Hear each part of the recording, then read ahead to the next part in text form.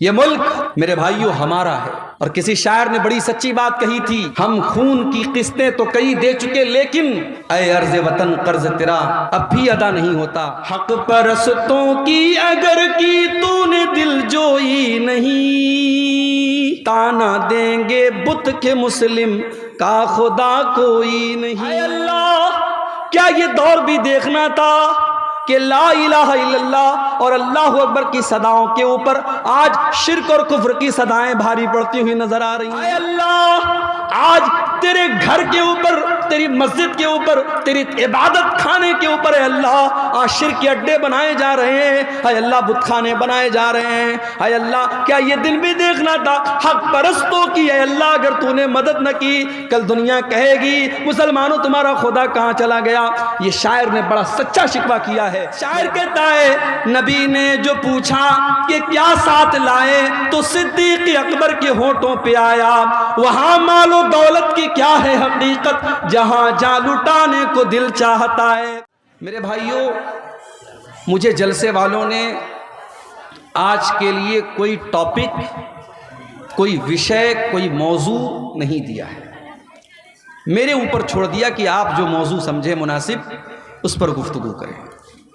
اور مجھے اس وقت جو سب سے اہم ٹاپک اور سب سے اہم عنوان اس پر اس وقت ہم سب کو غور کرنے کی ضرورت ہے، ملک کے حالات کو سامنے رکھ کر کے اگر کوئی موضوع ہمیں سمجھ میں آتا ہے تو وہ یہ ہے کہ اللہ کی مدد کب آئے گی۔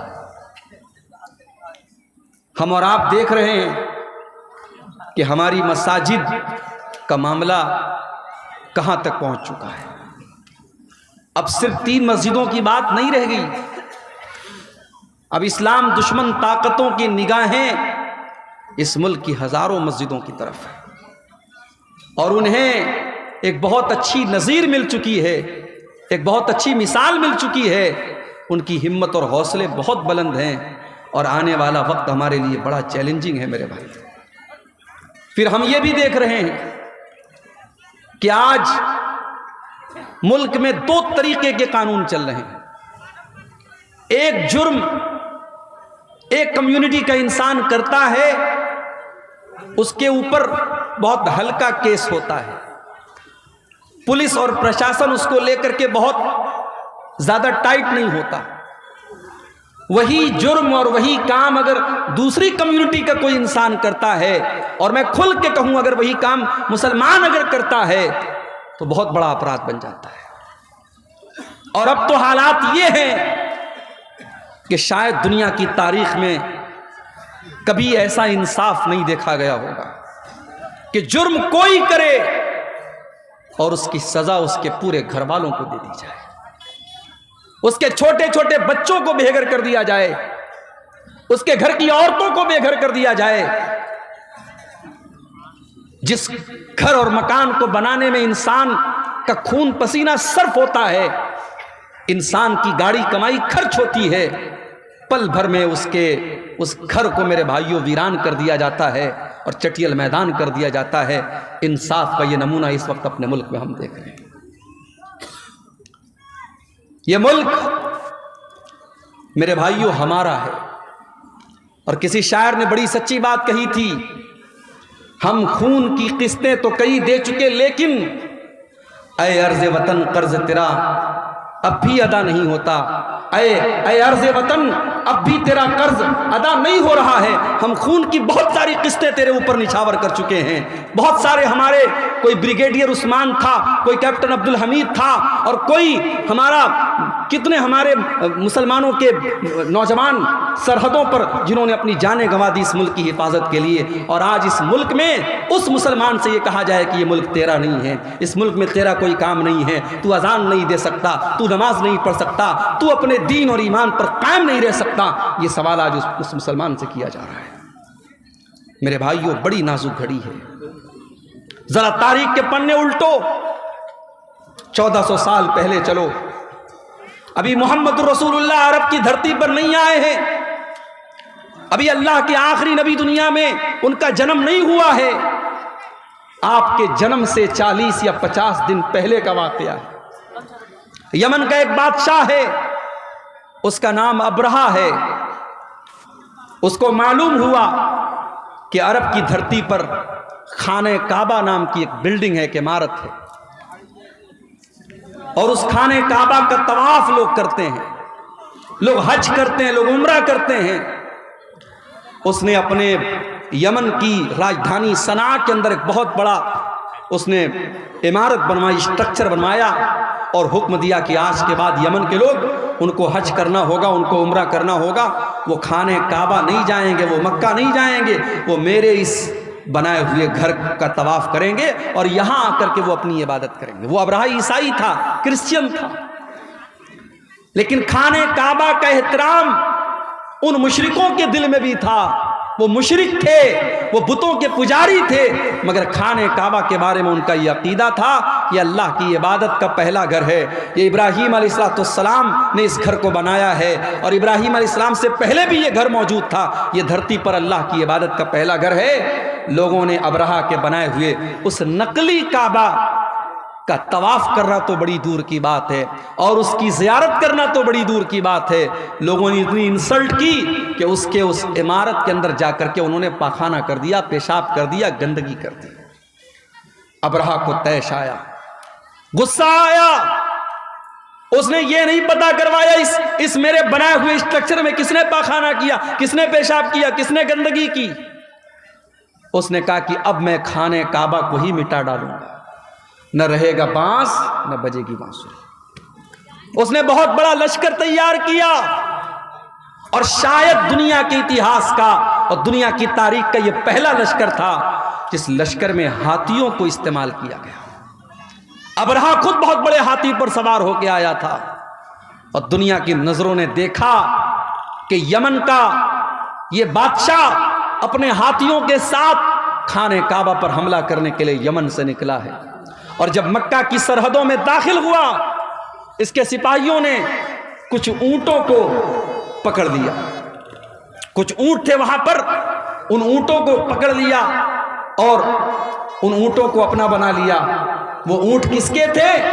وہ اللہ کے رسول کے دادا عبد المطلب کے اونٹ تھے۔ عبد المطلب کو پتا چلا ابرہہ کے سپاہیوں نے میرے اونٹوں کو پکڑ لیا ہے۔ عبد المطلب آتے ہیں اور ابرہہ سے کہتے ہیں، ابرہہ میرے اونٹ مجھے واپس کر دو۔ ابرہہ کو معلوم تھا عبد المطلب خانہ کعبہ کے متولی ہیں، خانہ کعبہ کی چابی ان کے پاس رہتی ہے۔ اے عبد المطلب، میں تو تمہیں بہت نیک انسان، بہت اچھا انسان سمجھتا تھا، تم تو بہت میرے معیار سے بہت کمتر نکلے۔ اے عبد المطلب، تمہیں معلوم ہے میں یمن سے چل کر کے تمہارے خانہ کعبہ کو گرانے آیا ہوں، جس خانہ کعبہ کو تم اللہ کا گھر مانتے ہو، جس خانہ کعبہ کو تم اتنا احترام کرتے ہو کہ تم اس کا طواف کرتے ہو اور حج اور عمرہ کرتے ہو۔ اے عبد المطلب، اس خانہ کعبہ کی تم کو کوئی چنتا نہیں ہے، اور تم اپنے اونٹوں کو میرے پاس لینے کے لیے آئے ہو، اس کا مطلب یہ ہوا کہ تمہیں اپنے اونٹوں سے زیادہ پیار ہے، تمہیں خانہ کعبہ سے کوئی پیار نہیں ہے۔ اب ذرا جواب سننا عبد المطلب کا۔ عبد المطلب مسلمان نہیں تھے، اسی اپنے خاندان کے مذہب پر تھے، اپنے باپ دادا کے مذہب پر تھے، بت پرستی والے مذہب پر تھے، اسلام پر نہیں تھے وہ۔ لیکن انہوں نے جو جواب دیا ہے وہ جواب بڑا معقول جواب تھا۔ کہا کہ اے ابرہہ، میں اونٹوں کا مالک ہوں، اونٹوں کی حفاظت میرے ذمے تھی، اس لیے میں اپنے اونٹ لینے آیا ہوں۔ جہاں تک خانہ کعبہ کی بات ہے، ان لہو ربن یحمیہ، اس خانہ کعبہ کا ایک پروردگار ہے، ایک رب ہے، وہ اپنے گھر کی حفاظت کرنا جانتا ہے، مجھے اس کی چنتا کرنے کی ضرورت نہیں ہے۔ اور پھر چشم فلک نے وہ منظر بھی دیکھا، ابرہہ اپنے ہاتھیوں سے جب اشارہ کرتا ہے، ہاتھی شام کیا رخ کرنے کے لیے تیار ہے، ہاتھی جو ہے یمن کی طرف واپس جانے کے لیے تیار ہے، ہاتھی تینوں ڈائریکشن میں جانے کے لیے تیار ہے، مگر ہاتھی کو جب یہ کہا جاتا ہے تو خانہ کعبہ کی طرف چل، ہاتھی 1 انچ چلنے کے لیے تیار نہیں، 1 انچ ہاتھی آگے بڑھنے کو تیار نہیں۔ اس کے بعد دنیا کی نظروں نے یہ دیکھا، ہاتھیوں پر آئے ہوئے اس لشکر کا خاتمہ کرنے کے لیے اللہ تعالیٰ نے بارود نہیں برسایا، اللہ تعالیٰ نے توپ کے گولے نہیں برسائے، اللہ تعالیٰ نے فرشتوں کی فوج کو نہیں بھیجا، بلکہ اللہ نے کیسے اپنا عذاب نازل فرمایا؟ الم تر کیف فعل ربک باصحاب الفیل، اے نبی کیا آپ نے دیکھا کہ اللہ تعالیٰ نے ہاتھی والوں کے ساتھ کیا کیا؟ الم یجعل کیدہم فی تضلیل، اے نبی وہ تو بہت بڑی بڑی چالیں اور بہت بڑی بڑی پلاننگ بنا کر کے آئے تھے، اللہ نے ان کی ساری پلاننگ کو ناکام کر دیا۔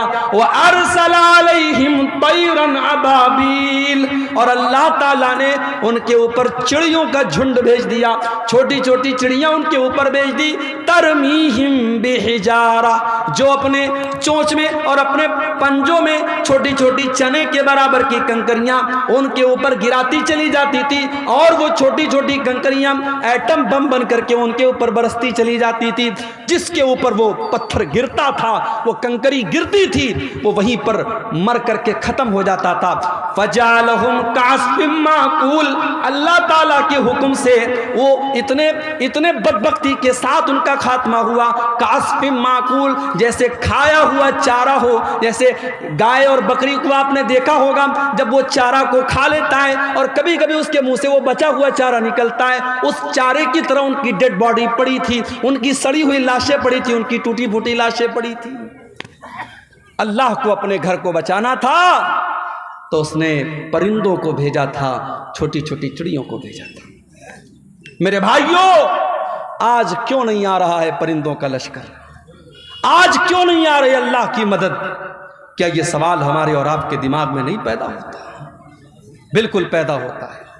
اور جو نظم میں نے پڑھی ابھی آپ کے سامنے خطبے کے بعد، اس نظم کے آخری شعر میں بھی یہی شکوہ کیا ہے شورش کاشمیری نے۔ حق پرستوں کی اگر کی تو نے دل جوئی نہیں، تانا دیں گے بت کے مسلم کا خدا کوئی نہیں۔ اے اللہ، کیا یہ دور بھی دیکھنا تھا کہ لا الہ الا اللہ اور اللہ اکبر کی صداؤں کے اوپر آج شرک اور کفر کی صدائیں بھاری پڑتی ہوئی نظر آ رہی ہیں؟ اے اللہ، آج تیرے گھر کے اوپر، تیری مسجد کے اوپر، تیری عبادت خانے کے اوپر اے اللہ آج شرک کے اڈے بنائے جا رہے ہیں، اے اللہ بت خانے بنائے جا رہے ہیں۔ اے اللہ، کیا یہ دن بھی دیکھنا تھا حق پرستوں کی؟ اے اللہ، اگر تو نے مدد نہ کی، کل دنیا کہے گی مسلمانوں تمہارا خدا کہاں چلا گیا؟ یہ شاعر نے بڑا سچا شکوہ کیا ہے۔ میرے بھائیوں، ہمیں تو شکوہ ہے اپنے پروردگار سے، مگر ہمارے رب کا بھی ہم سے ایک شکوہ ہے۔ اور آج یہی میرا موضوع ہے کہ اللہ کی مدد کیوں نہیں آ رہی ہے؟ کون سی ایسی چیزیں ہیں جس کی وجہ سے آج اللہ کی مدد نہیں آ رہی ہے؟ دعاؤں میں تو کوئی کمی نہیں ہو رہی ہے، یہاں سے لے کر مکے تک دعائیں ہو رہی ہیں، امام حرم دعا کر رہے ہیں، تہجد میں نہ جانے کتنے مسلمان دعائیں کر رہے ہیں، دعائیں تو بہت ہو رہی ہیں، دعاؤں میں اثر کیوں نہیں ہے؟ میرے بھائیوں، اللہ کی مدد کیوں نہیں آ رہی ہے؟ اس سوال کا جواب قرآن میں دیکھو۔ جو آیت کریمہ میں نے آپ کے سامنے پڑھی ہے سورہ محمد کی آیت ہے، اور اللہ تعالیٰ اس آیت میں اپنے نبی کے صحابہ سے کہہ رہا ہے، یا ایھا الذین آمنوا ان تنصروا اللہ ینصرکم ویثبت اقدامکم، اے ایمان والو اگر تم اللہ کی مدد کرو گے۔ اب یہاں ایک چیز اور نوٹ کر لیجیے، ہماری اتنی اوقات نہیں کہ ہم اللہ کی مدد کر سکیں، نا نا نا۔ اللہ کی مدد کا مطلب کیا ہے بھائی؟ اللہ کیا ہماری مدد کا محتاج ہے؟ نہیں، مدد تو چھوڑ دو، اگر کوئی نمازی، کوئی زکوٰۃ دینے والا، کوئی روزہ رکھنے والا، کوئی حج کرنے والا، کوئی عمرہ کرنے والا اگر یہ سمجھتا ہے کہ اس کی عبادت سے اللہ کو کوئی فائدہ پہنچ رہا ہے، اللہ کا کوئی بھلا ہو رہا ہے، یا اللہ کو کوئی فیض پہنچا رہا ہے، اپنے دماغ سے یہ کیڑا نکال دو۔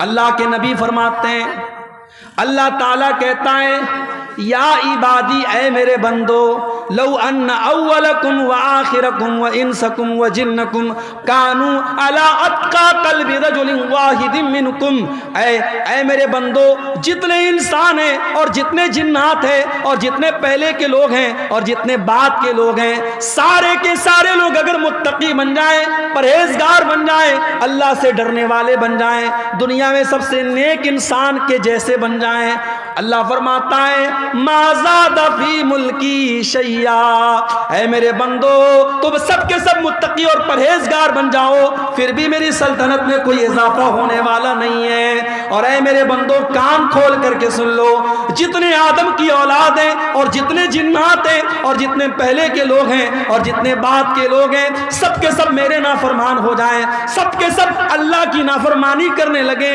گناہ کرنے لگے، ما نقص من ملکی شیئا، میری حکومت میں، میری سلطنت میں، میری بادشاہت میں کوئی کمی آنے والی نہیں ہے۔ اللہ کو کوئی فائدہ نہیں ہے اور ہماری اتنی اوقات نہیں کہ ہم اللہ کی مدد کر سکیں۔ تب اس آیت کا کیا مطلب ہے بھائی؟ یا ایھا الذین آمنوا، اے ایمان والو، ان تنصروا اللہ ینصرکم، اگر تم اللہ کی عبادت کرو گے، اگر تم اللہ کی مدد کرو گے، اللہ تمہاری مدد کرے گا۔ یہاں اللہ کی مدد سے مراد کیا ہے؟ اللہ کے دین کی مدد، اللہ کے دین کی مدد۔ اگر تم اللہ کے دین کی مدد کرو گے، اگر تم اسلام کی مدد کرو گے، اگر تم اسلام کی حفاظت کرو گے، اگر تم اللہ کے دین کا تعاون کرو گے، اگر اپنے طاقت کے ذریعے، اپنے مال کے ذریعے، اپنے علم کے ذریعے، اپنے جسم کے ذریعے تم اللہ کے دین کی مدد کرو گے، اللہ تمہاری مدد کرے گا۔ اب ذرا مجھے ایک سوال کا جواب دینا۔ ڈھول بجا اس گاؤں کا نام ہے۔ میرے بھائیوں ذرا اپنے دلوں پر ہاتھ رکھ کے بتانا، صبح آنکھ کھلتی ہے تب سے لے کر رات میں بستر پہ جانے کے ٹائم تک ذرا غور کرنا، ہر شخص غور کرے، ہم اللہ کے دین کی کتنی مدد کرتے ہیں؟ ہماری ذات کے ذریعے اللہ کے دین کو کیا ملا؟ اپنے لیے تو بہت کچھ ہم نے کر لیا، بچوں کے لیے بہت کچھ کر لیا، بیوی کے لیے بہت کچھ کر لیا، گھر والوں کے لیے بہت کچھ کر لیا۔ ہمارے 24 گھنٹوں میں ہم نے اللہ کے دین کے لیے کیا کیا؟ کتنے منٹ ہم نے خرچ کیے، کتنا پیسہ ہم نے خرچ کیا، کتنی انرجی ہم نے خرچ کی؟ میرے بھائیوں اللہ کی مدد ایسے نہیں آئے گی۔ ان تنصروا اللہ ینصرکم، جب تم اللہ کی مدد کرو گے اللہ تمہاری مدد کرے گا، اور اللہ تمہاری مدد ہی نہیں کرے گا وَيُثَبِّتْ أَقْدَامَكُمْ، بڑے سے بڑی سپر پاور تمہارے سامنے آ جائے، بڑے سے بڑے ہتھیار تمہارے سامنے آ جائیں، تمہارے پیر کے اندر کبھی لغزش نہیں آئے گی، اللہ تمہارے قدم کو جمع کر کے رکھ دے گا۔ اور یہی فرق ہے میرے بھائیوں ہمارے بیچ میں اور نبی کے صحابہ کے بیچ میں۔ نبی کے صحابہ اللہ کے دین کی مدد کے لیے ہر وقت تیار رہتے تھے۔ ذرا جنگ احد کا منظر دیکھو میرے بھائیوں، جنگ احد میں چند مسلمانوں کی غلطی سے جیتی ہوئی جنگ ہار گئے مسلمان، اور سارا پاسا پلٹ گیا، اللہ کے پیارے نبی زخمی ہو گئے، جنگ کا پاسا پلٹ گیا اور جیتی ہوئی جنگ مسلمان ہار گئے۔ بڑے غور سے سننا میرے بھائیوں، جنگ مسلمان ہار گئے، اللہ کے نبی زخمی ہوئے، آپ کا چہرہ لہو لہان ہو گیا، اور 70 صحابہ کرام بھی شہید ہو گئے۔ یہ سب کچھ کب ہوا؟ جنگ احد کے اندر، غزوہ احد کے اندر نبی موجود ہیں، اور اس دنیا کے سب سے بہترین لوگ یعنی مسلمان صحابہ کرام موجود ہیں، اس کے باوجود صحابہ کرام کے رہتے ہوئے اور نبی کے رہتے ہوئے یہ جنگ مسلمان ہار گئے۔ آج ہمیں اور آپ کو کیا لگتا ہے؟ ارے بھائی ایسا کیسے ہو سکتا ہے؟ جب ہم اللہ کے ماننے والے، اللہ کے دین پر چلنے والے، ایسا کیسے پاسبل ہے؟ ہماری مسجدوں کے ساتھ کوئی غلط کیسے کر سکتا ہے؟ ہماری مسجدوں پر کوئی انیائے کیسے ہو سکتا ہے؟ یہ تو اللہ کی عبادت کا گھر ہے۔ ہمیں ایسا لگتا ہے کہ نہیں لگتا؟ یہ سوال پیدا ہوتا ہے کہ نہیں ہوتا ہے؟ اب ذرا سوچو میرے بھائی، ہم تو بڑے گرے پڑے مسلمان ہیں، ہم لوگ تو بڑے گنہگار مسلمان ہیں، سر سے پیر تک گناہوں میں لت پت ہیں۔ سوچو جب صحابہ کے دور میں یہ حالت ہوئی ہے، ایک غلطی، صرف ایک غلطی کی ہے صحابہ نے، چند صحابہ نے جن کو اللہ کے نبی نے تعینات کیا تھا پہاڑی کے اوپر، یہاں سے ہٹنا نہیں، 50 لوگوں کو تعینات کیا تھا، اور جب جنگ مسلمان جیت گئے اور مال غنیمت کو حاصل کرنے لگے تو ان 50 میں سے 40 صحابہ وہاں سے ہٹ گئے اور صرف 10 لوگ بچے، اور خالد بن ولید رضی اللہ تعالیٰ عنہ جو ابھی مسلمان نہیں ہوئے تھے، انہوں نے پیچھے سے حملہ کر کے جیتی ہوئی جنگ کا پانسا پلٹ دیا اور مسلمان جنگ ہار گئے۔ ایک غلطی کی وجہ سے مسلمان یہ جنگ ہار گئے۔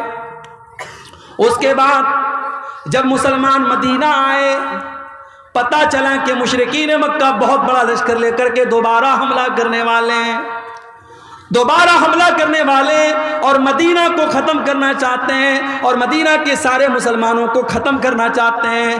اللہ کے نبی نے اپنے صحابہ سے کہا، اے میرے صحابہ، ہم دشمن کا ویٹ نہیں کریں گے، ہم دشمن کا انتظار نہیں کریں گے، اے میرے صحابہ، ہم دشمن کا آگے بڑھ کر کے مقابلہ کریں گے۔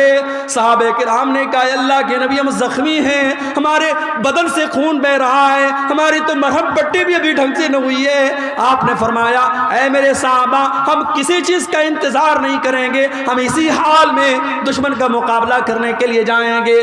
میرے پیارے بھائیوں، دنیا نے دیکھا، آسمان نے دیکھا، زمین نے دیکھا کہ نبی کے صحابہ زخمی حالت میں، ان کے بدن سے خون بہ رہا ہے، ان کے باڈی پر زخموں کے نشانات ہیں، ان کے بدن سے خون رس رہا ہے۔ اسی حالت میں مدینہ سے حمراء الاسد نام کے مقام تک جاتے ہیں اور دشمن کا مقابلہ کرنے کے لیے مدینہ سے چل کے جاتے ہیں۔ دشمنوں کو پتا چلا کہ مسلمان پھر سے آئے ہیں، دشمن کی ہمت نہ بڑھی اور دشمن واپس چلا گیا۔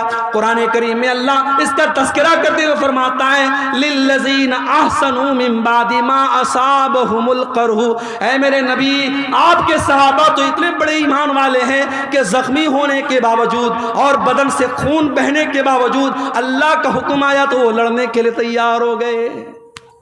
یہ تھے نبی کے صحابہ، وہ نبی کے لیے، اللہ کے دین کے لیے، اپنے نبی کے دفاع کے لیے، اپنے دین کے ڈیفنس کے لیے ہر وقت تیار رہتے تھے میرے بھائی۔ اور اسی لیے قرآن کہتا ہے، یا ایھا الذین آمنوا ان تنصروا اللہ ینصرکم، اے ایمان والو، جب تم اللہ کی مدد کرو گے اللہ تمہاری مدد کرے گا۔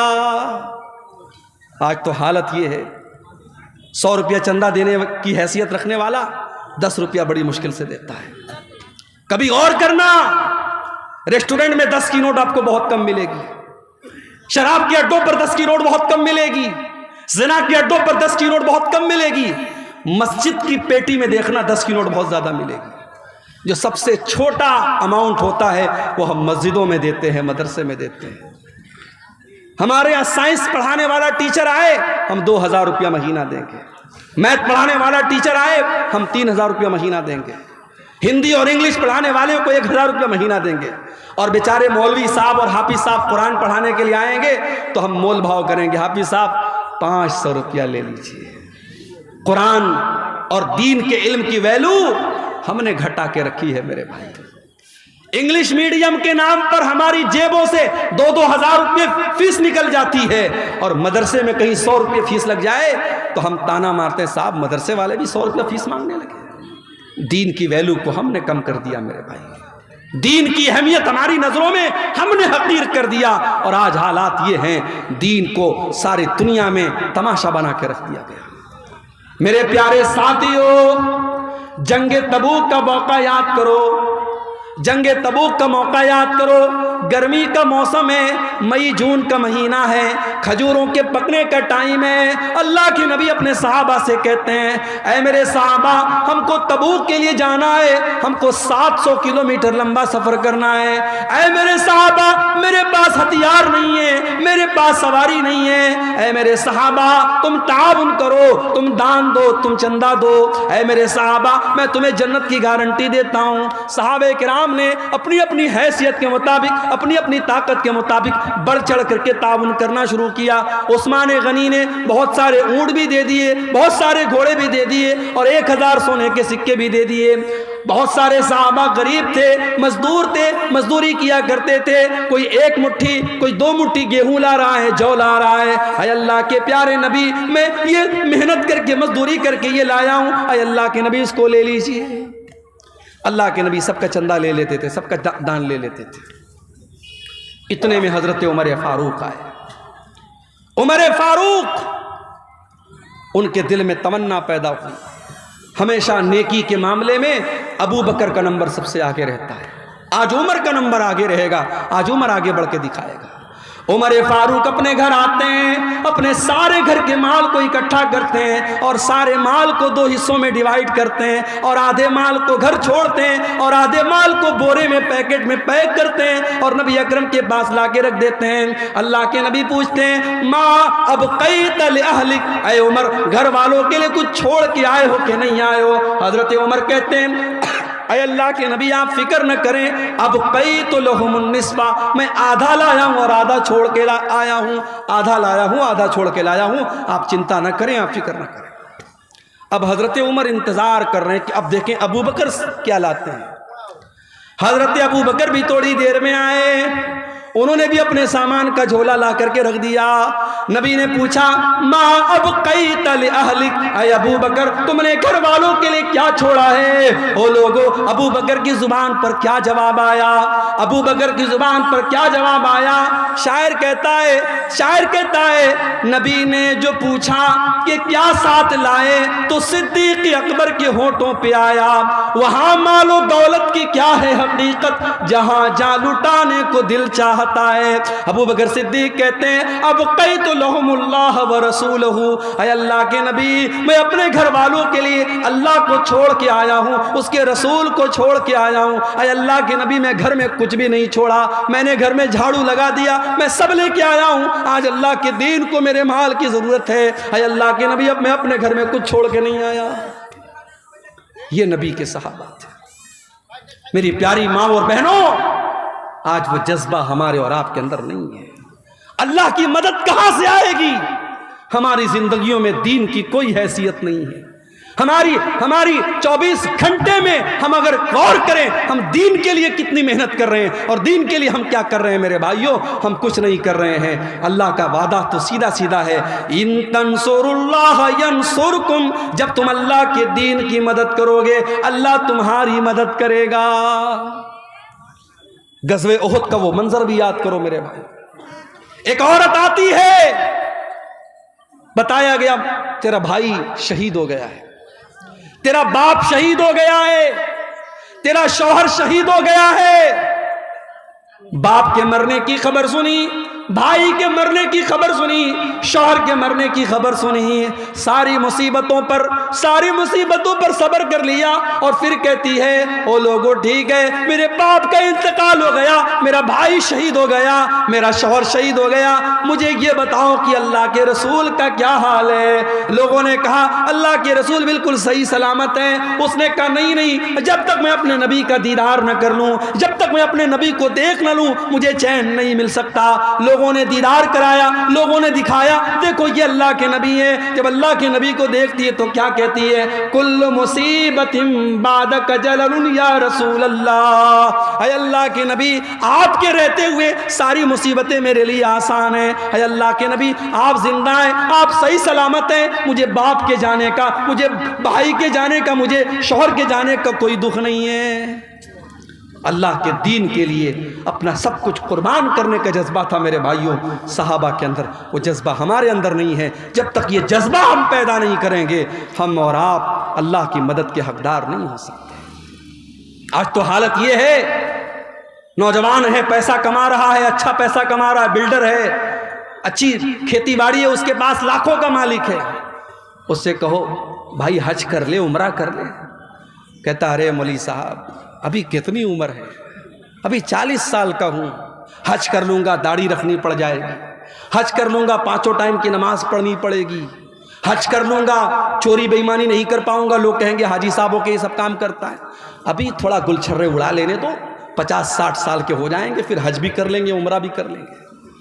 مجھے بتاؤ 40 سال والوں, کیا تم لکھوا کے لائے ہو کہ تم 50 سال تک زندہ رہو گے؟ کیا اس بات کی گارنٹی ہے کہ تمہیں آئندہ کوئی بڑی بیماری نہیں ہوگی؟ اتنی چھوٹی سی عمر میں میں نے اپنی آنکھوں سے دیکھا ہے میرے بھائیوں, اپنی آنکھوں سے دیکھا ہے کتنے نوجوانوں کو اپنی آنکھوں سے دیکھا ہے. کوئی ایکسیڈنٹ میں مارا گیا, کوئی گھر سے نکلا تھا سیر و تفریح کرنے کے لیے, میری وائف میری اہلیہ کے خالہ کا بیٹا تھا, حافظ قرآن تھا, بڑا نیک بچہ تھا، عالم بھی تھا، گھر سے نکلا تھا، بقرعید کا موقع تھا، عید الاضحیٰ کا موقع تھا، اور اگر میری یادداشت دھوکہ نہیں کھا رہی شاید چوتھا دن تھا۔ دوستوں کے ساتھ بنارس میں وہ تفریح کرنے کے لیے، گھومنے کے لیے بائک سے نکلا، اور میری اہلیہ اپنے مائکے میں تھیں، اور ان کی جو خالہ تھیں، جو اس لڑکے کی ماں تھی، وہ بھی اپنی بہن کے گھر آئی تھیں۔ اور بقرعید کا تہوار آپ جانتے ہیں کھانے پینے کا تہوار ہے، طرح طرح کی ڈشز کھائی جا رہی ہیں۔ نوجوان لڑکا گھر سے نکلا ہے، تہوار کا ٹائم ہے، بقرعید کا موقع ہے، وہ گھر سے یہ سوچ کر کے نکلا ہے کہ چلو ہم خوشی منائیں گے، ہم تھوڑا دوستوں کے ساتھ سیر و تفریح کریں گے۔ بائک سے وہ نکلتا ہے، اور مغل سرائے ریلوے اسٹیشن سے قریب میں ایک ٹرک آتی ہے، اور ٹرک کا ڈرائیور شاید نشے میں رہا ہو یا نیند کے عالم میں رہا ہو، اس نے اس کی بائک میں ایسی ٹکر ماری ہے، آن دا اسپاٹ وہ لڑکا 18-20 سال کا وہ لڑکا انتقال کر جاتا ہے میرے بھائی۔ اور اتنی بری طریقے سے ایکسیڈنٹ ہوتا ہے، اس کے سر کا اور اس کے دھڑ کا جو حال ہوتا ہے وہ بیان کے باہر ہے میرے بھائی۔ اور تہوار کا موقع ہے، جب لاش گھر میں آتی ہے اور ماں باپ اس کی لاش کو دیکھتے ہیں میرے بھائی، ماں باپ کی آنکھوں سے آنسو نہیں تھمتے۔ خوشی کا تہوار اور خوشی کا موقع غم میں تبدیل ہو جاتا ہے میرے بھائیوں۔ موت کا فرشتہ آپ سے اپوائنٹمنٹ لے کر کے نہیں آئے گا، آپ سے پوچھ کر کے نہیں آئے گا کون سی بیماری، کون سا ایکسیڈنٹ، کون سی مصیبت اور کون سا بہانہ آپ کی زندگی کے خاتمے کی خبر لے کے آئے گا، آپ نہیں کہہ سکتے میرے بھائیوں۔ نبی اکرم کے صحابہ کو دیکھو، جنگ بدر کا موقع ہے، حضرت عمیر ابن حمام انصاری ایک نوجوان صحابی ہیں، نوجوان صحابی کھجوریں کھا رہے ہیں، اور اللہ کے نبی جنگ بدر میں اپنے صحابہ کو جہاد کی اہمیت بتا رہے ہیں اور اللہ کی راہ میں لڑنے کی اہمیت بتا رہے ہیں۔ اللہ کے نبی صحابہ سے کہہ رہے ہیں، اے میرے صحابہ، یہ جنگ بدر کا میدان ہے، یہ جنت کا میدان ہے، اٹھو اور جنت کو پانے کے لیے لڑ پڑو اور اللہ کی راہ میں قربانی دے دو۔ حضرت عمیر ابن حمام کہتے ہیں، اے اللہ کے نبی، اے اللہ کے نبی، کیا جنت اتنی بڑی ہے کہ جنت کی چوڑائی آسمانوں اور زمین کے برابر ہے؟ اللہ کے نبی فرماتے ہیں کہ ہاں ہاں اے عمیر، جنت کی چوڑائی تو اتنی ہے۔ وہ کہتے ہیں بکھن بکھن، کیا بات ہے کیا بات ہے؟ اللہ کے نبی فرماتے ہیں، اے عمیر تم ایسا کیوں کہہ رہے ہو؟ کہتے ہیں اللہ کے نبی، انی لارجو، میں امید کرتا ہوں کہ میں بھی جنت میں چلا جاؤں۔ آپ نے فرمایا، ہاں اے عمیر، اگر تم اللہ کی راہ میں لڑتے لڑتے شہید ہو جاؤ گے تو تم بھی اسی جنت کے حقدار بنو گے۔ عمیر ابن حمام کھجوریں ہاتھ میں لیے ہوئے ہیں، ان کھجوروں کو زمین پر پھینک دیتے ہیں۔ کوئی کہتا ہے میرے بھائی ان کھجوروں کو کھا لے پھر تو میدان جنگ میں جانا۔ کہتے ہیں نہیں نہیں، ان کھجوروں کے کھانے میں اگر ٹائم ویسٹ کروں گا تو یہ لیٹ ہو جائے گا، دیر ہو جائے گی، میرے پاس اتنا ٹائم نہیں ہے، میرے پاس اتنی فرصت نہیں ہے۔ اور حضرت عمیر ابن حمام اسی حالت میں میدان جنگ میں کود پڑتے ہیں اور اللہ کی راہ میں شہید ہو جاتے ہیں۔ میرے پیارے ساتھیوں، صحابہ کرام کی زندگیاں اس طریقے کے واقعات سے بھری پڑی ہے۔ حضرت حنظلہ کو دیکھو، نئی نئی شادی ہوئی ہے اور شادی کی پہلی رات اپنی بیوی کے ساتھ ہیں۔ ہر نوجوان کی زندگی میں شادی کی رات بڑی امنگوں کی رات ہوتی ہے۔ حضرت حنظلہ اپنی بیوی کے ساتھ ہیں، شادی کی پہلی رات ہے اور صبح ہوتی ہے اور اللہ کے نبی کی طرف سے جہاد کا اعلان ہوتا ہے، جنگ کے میدان میں جانے کا اعلان ہوتا ہے۔ حضرت حنظلہ اپنی بیوی سے کہتے ہیں، اے میری بیوی، مجھے جنگ کے میدان میں جانا پڑے گا۔ اللہ کے نبی کی طرف سے منادی ہو چکی ہے، اعلان ہو چکا ہے۔ اس زمانے کی عورتیں بھی کیسی عورتیں تھیں، آج کے دور کی عورتیں دین کے نام پر کوئی غیرت نہیں ہے ان کے اندر۔ شوہر اگر دین کے نام پر اپنی بیوی سے کسی قربانی کا مطالبہ کرے تو بیوی دین کے نام پر کوئی قربانی دینے کو تیار نہیں، دنیا کے نام پر ہر قربانی تیار ہے۔ ابھی میں بھاگلپور سے پورنیہ آ رہا تھا، 4-5 نوجوان آپ کے اسی پورنیہ کے، کوئی 22 کا ہے، کوئی کہیں کا ہے، کوئی کہیں کا ہے، دیکھا سب ممبئی سے آ رہے ہیں۔ ممبئی سے کہنے لگے، مولوی صاحب ہم لوگ ممبئی میں رہتے ہیں، وہاں کام کرتے ہیں اور مہینوں کے سالوں کے بعد ہم اپنے وطن کو لوٹ رہے ہیں، ڈھیر سارا سامان لے کے لوٹ رہے ہیں۔ بیوی کو یہ گوارا ہے کہ شوہر مجھ سے 6 مہینہ 7 مہینہ دور رہے، ممبئی میں رہے، سعودی میں رہے، دبئی میں رہے، بیوی کو یہ ساری آزمائش اور یہ ساری قربانی گوارا ہے۔ کیوں؟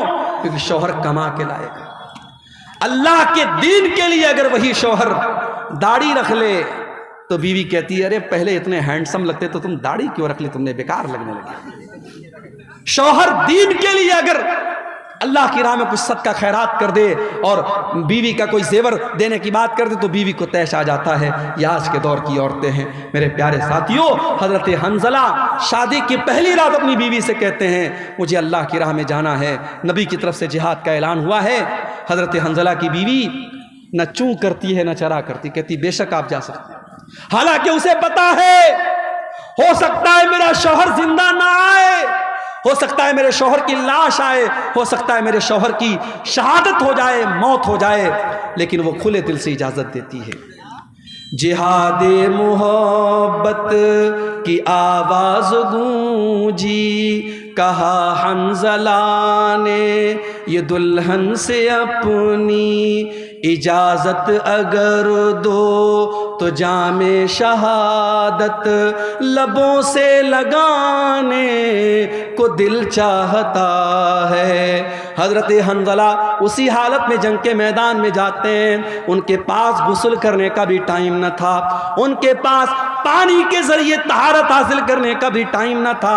اسی جنابت کی حالت میں وہ جنگ کے میدان میں جاتے ہیں اور میرے بھائیوں اللہ کی راہ میں شہید ہو جاتے ہیں۔ اور جنگ کے بعد جب شہیدوں کی لاشوں کو رکھا جانے لگتا ہے، اللہ کے نبی اپنے صحابہ سے کہتے ہیں او میرے صحابہ انی لارا حنظلہ، او میرے صحابہ میں حنظلہ کو دیکھ رہا ہوں تغسلہ الملائکہ، کہ حنظلہ کو فرشتے غسل دے رہے ہیں۔ حنظلہ جنابت کی حالت میں میدان جنگ میں آئے تھے، ناپاکی کی حالت میں میدان جنگ میں آئے تھے، فرشتے ان کو غسل دے رہے ہیں۔ میرے پیارے ساتھیوں، آج اللہ کے دین کے لیے قربانی دینے کا جذبہ ہمارے اندر سے نکل گیا ہے۔ اپنے بازوؤں کو تھوڑا مضبوط کرو میرے بھائیوں، اپنی ہمت کو تھوڑا جٹا لو اور اللہ کے دین کے لیے محنت کرنے کا اور قربانی دینے کا جذبہ اپنے اندر پیدا کرو۔ اللہ کا وعدہ ہے یا ایھا الذین آمنوا ان تنصروا اللہ ینصرکم، اے ایمان والو جب تک تم اللہ کی مدد کرتے رہو گے اللہ تمہاری مدد کرتا رہے گا، ویثبت اقدامکم، اور اللہ تمہارے قدم کو مضبوط کر دے گا۔